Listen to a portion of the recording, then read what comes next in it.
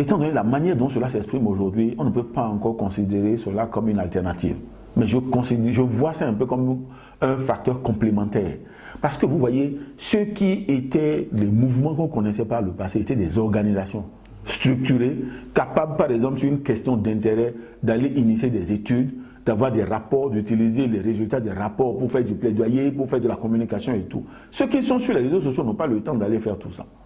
Donc vous voyez que déjà, ils ont une portée beaucoup plus grande que ceux qui sont dans les organisations de la société civile traditionnelle, par exemple, mais ils n'ont pas la profondeur en termes de compréhension des phénomènes, ils n'ont pas la profondeur en termes d'analyse et de proposition d'alternatives, de solutions, ils n'ont pas. Et donc, ils ont rarement la capacité, n'est-ce pas, de résilience, c'est-à-dire porter une question sur plusieurs années. Si vous prenez une organisation de la société civile, il y en a qui se battent sur des questions depuis des années.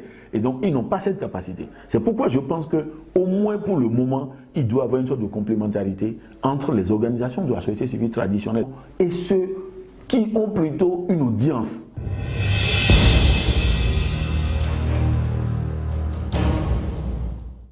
Il faut qu'on trouve le moyen, si on veut que ça soit utile pour la gouvernance et que ça soit utile pour la démocratie, il faut qu'on trouve, n'est-ce pas, la connexion entre eux et ceux qui détiennent l'information vraie, ceux qui détiennent l'information réfléchie, ceux qui détiennent les analyses.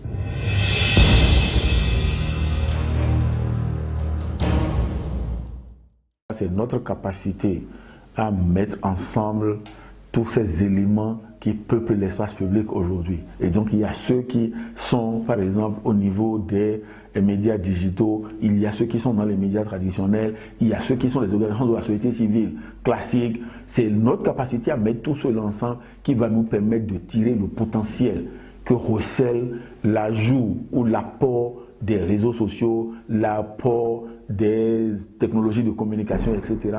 Mais je peux vous garantir qu'il y a déjà beaucoup de changements qui s'opèrent dans le domaine économique, simplement par l'existence, n'est-ce pas, des réseaux sociaux aujourd'hui.